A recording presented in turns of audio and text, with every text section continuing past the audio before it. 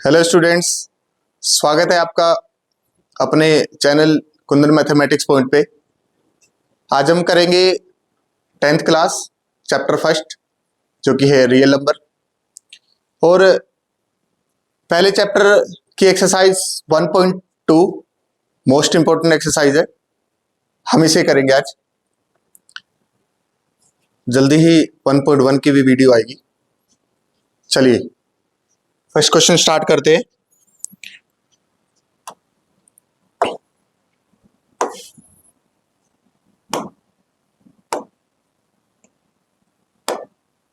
चलिए देखिए, first question दिख रहा है सभी को? ठीक है। फर्स्ट क्वेश्चन है बेटा, प्रूव दैट √5 इज इरेशनल। आपको √5 एक इरेशनल प्रूव करना है। वैसे √5 इरेशनल ही है, लेकिन फिर भी इसने पूछा है कि प्रूफ करके दिखाना है। ठीक है, तो देखिए कैसे प्रूफ करेंगे। इसमें आपको दिख रहा होगा √5। आपको पता होगा बेटा रैशनल और इरेशनल, रैशनल और इरेशनल का डिफरेंस पता होगा। रैशनल क्या होता है, इरेशनल क्या होता है। रैशनल वो जो हम P/Q के फॉर्म में लिख सकते हैं, where is Q not equal to 0। और इरेशनल पता है आप सभी को, उसके लिए एक मैं बेसिक कंसेप्ट वाली वीडियो बनाऊंगा, उसको जरूर देखना आप। ठीक है, चलिए क्वेश्चन करते हैं। मोस्ट इंपोर्टेंट क्वेश्चन बेटा जरूर आता है, चाहे वो CBSE बोर्ड हो चाहे वो हरियाणा बोर्ड हो। ठीक है, फर्स्ट क्वेश्चन है प्रूव दैट √5 इज इरेशनल। तो इरेशनल प्रूफ करने के लिए इसको क्या करेंगे, सबसे पहले हम क्या करेंगे, इसको हम रैशनल एज्यूम कर लेंगे। क्या करेंगे, रैशनल एज्यूम कर लेंगे। ओके, सबसे पहले लिखेंगे लेट, आंसर लिखेंगे यहां पे, let us assume √5 is a rational.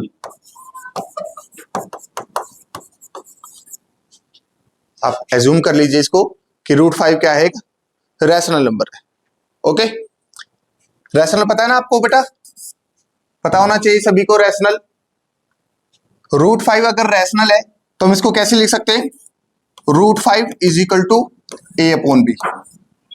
ये अगर रैशनल है तो रैशनल को हम A/B के फॉर्म में लिख सकते हैं, जहां यहां लिखो where is A and B are coprime. ठीक है, ये क्या है, A और B क्या है, को-प्राइम है। को-प्राइम मतलब कोई भी एक ऐसी डिजिट 1 2 3 4।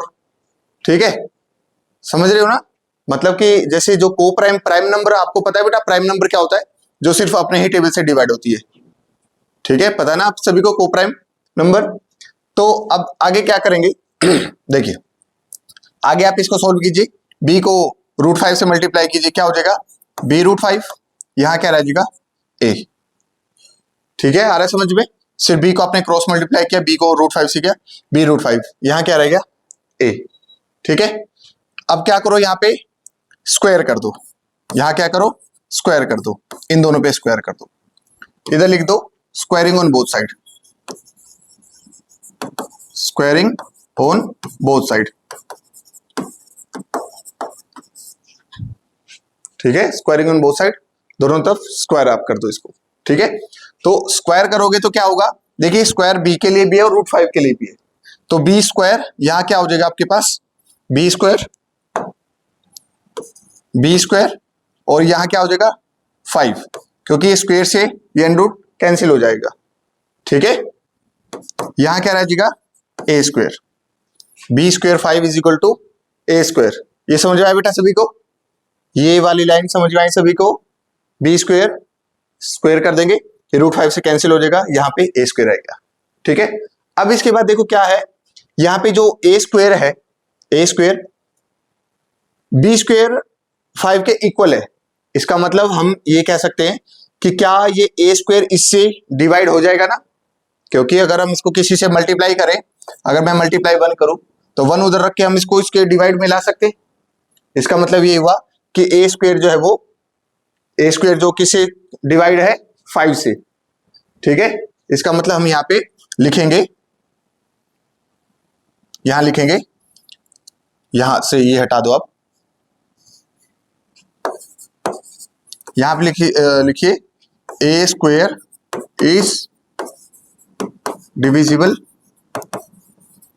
बाय 5। ए स्क्वेयर किससे डिविजिबल है? 5 से। तो then A is also divide bye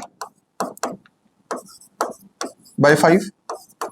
अगर बेटा ए स्क्वेयर इससे 5 से डिवाइड है तो ए भी तो डिवाइड होगा, ए भी होगा, क्योंकि जो ए स्क्वेयर वो ए इंटू ए से मिल के बना होगा, और अगर हम ए के इधर रखे तो दूसरा ए इसके डिवाइड में आएगा। इसका मतलब अगर ए स्क्वेयर इससे ए स्क्वेयर 5 से डिवाइड है तो इसका मतलब ए भी 5 से डिवाइड होगा, क्योंकि मुझे ए और बी जो हमने रैशनल माना था ना, ए और बी मुझे लाना है। ए स्क्वेयर से यहाँ पे हमें कोई काम नहीं है, इसलिए हमने लिखा ए स्क्वेयर जब 5 से डिवाइड है, ए स्क्वेयर जब 5 से डिवाइड है तो ए भी 5 से डिवाइड होगा। ठीक है, हमने एक बात इसको प्रूफ की। आगे हम क्या करेंगे, देखिए ध्यान से समझ लेना बेटा, ध्यान से। हम यहाँ पे जो ए है इसको फिर से ये अब स्टेप बाय समझ लेना, आपको समझ में आ जाएगा। स्टेप 1 एज्यूम कर लेना इसको। ठीक है, नेक्स्ट में क्या है आप लिखना let A is equal to 5c। जो ए है इसको किसी और इंटीगर के इक्वल मान लो इसको। ठीक है, मतलब जो वो आपका जो ए है वो 5c के इक्वल मान लो।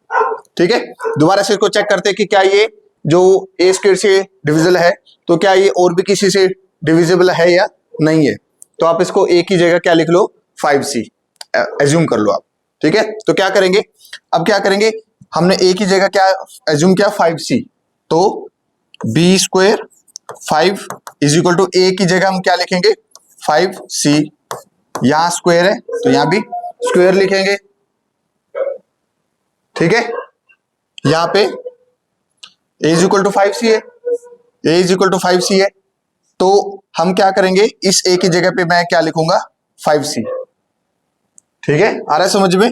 तो अब इसको स्क्वायर कर दो, b square 5 is equal to 25c square.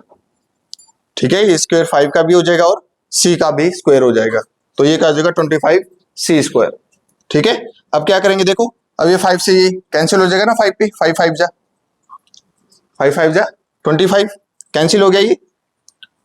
देखिए आगे देखिए,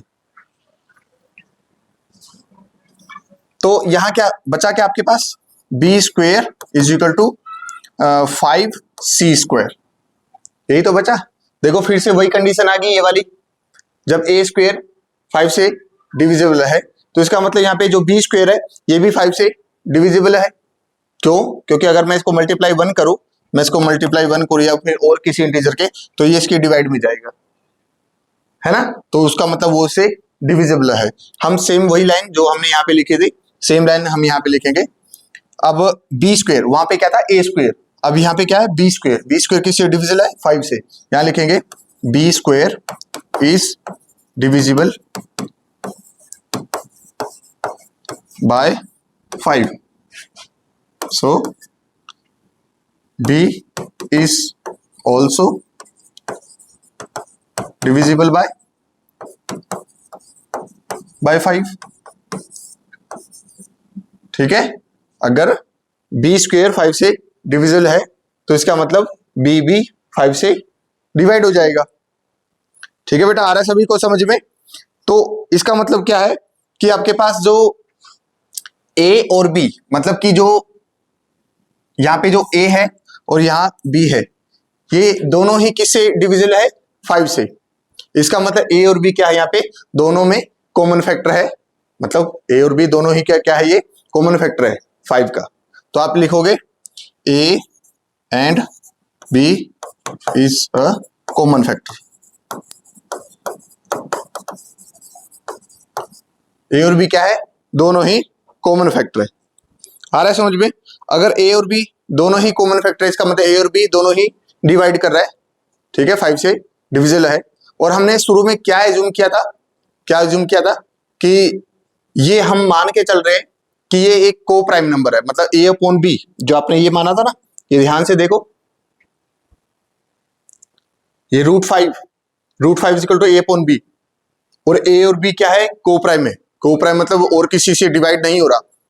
लेकिन जब हमने इसको सोल्व किया तो वहां पे ए 5 से डिविजिबल है, यहाँ पे बी भी 5 से डिविजिबल है। अगर हम सी के जब हमने ये माना था, अगर हम इसको और आगे ऐसे चलाएं तो ये इसका मतलब और भी किसी और से डिविजिबल हो जाएगा। जैसे यहाँ पे बी से है, फिर सी से भी हो जाएगा, फिर डी से हो जाएगा। तो ये जो हमने एज्यूम किया था, इसका मतलब वो रोंग हो गया।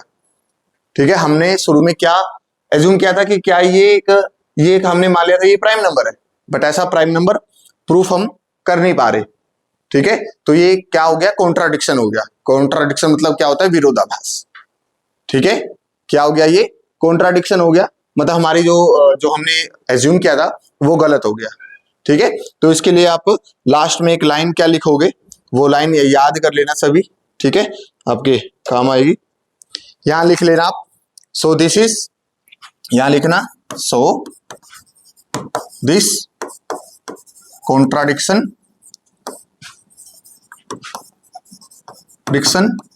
is arise our wrong assumption। ठीक है, ये कॉन्ट्राडिक्शन क्या आ गया, कॉन्ट्राडिक्शन मतलब विरोधाभास क्यों हुआ, क्योंकि हमने गलत मान लिया था। ठीक है, हमारी जो मान्यता थी वो रॉन्ग थी, गलत थी। सो ये लाइन याद रख लेना, सभी में यही लाइन लिखना है। सो क्या उसने क्या पूछा आपसे,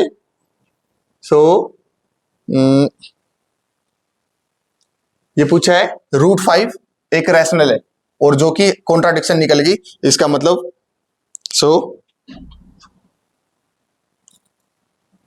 रूट 5 इज अ इरेशनल।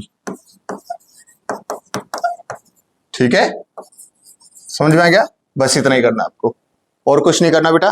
फिर से आप दोबारा समझना है, दोबारा समझ लो इसको, बहुत आसान क्वेश्चन है और मोस्ट इंपोर्टेंट भी है। ठीक है, सबसे पहले आप रूट 5 को आप ए अपॉन बी एज्यूम कर लेना, ए अपॉन बी एज्यूम कर लोगे, और इसके इधर लिख लोगे ए और बी एक को प्राइम नंबर है। ठीक है, को प्राइम नंबर है, तो यहां से अब आपने इसको क्रॉस मल्टीप्लाई किया, बी को इससे क्रॉस मल्टीप्लाई करोगे, और यहाँ पे ए एज इट इज रह जाएगा, फिर दोनों का स्क्वायर कर दोगे, स्क्वायर इन बोथ साइड लिख लोगे। ठीक है, यहाँ पे इनका स्क्वायर कर लोगे। ठीक है, स्क्वायर करोगे तो बस यहाँ पे बस ये ध्यान रखना कि ए स्क्वायर किससे डिविजिबल है, 5 से। ए स्क्वायर 5 से डिविजिबल है, तो इसका मतलब ए भी 5 से डिविजिबल हो जाएगा। और इसका मतलब फिर से आगे एक और मान के चलो आप, ए इज इक्वल टू 5c है, ए इज इक्वल टू 5c है, तो इसका मतलब सेम अब फिर से वही प्रोसेस दोबारा शुरू हो जाएगा, स्क्वायरिंग ऑन बोथ साइड। ठीक है, मतलब स्क्वायरिंग कर लो, या फिर जो ये ए की जगह जो है आप 5c रख लो, इस ए की जगह आप 5c रख दोगे, तो स्क्वायरिंग इसको सोल्व किया सारा, फिर से लास्ट में यही कंडीशन आ गया, B square equal to 5c square.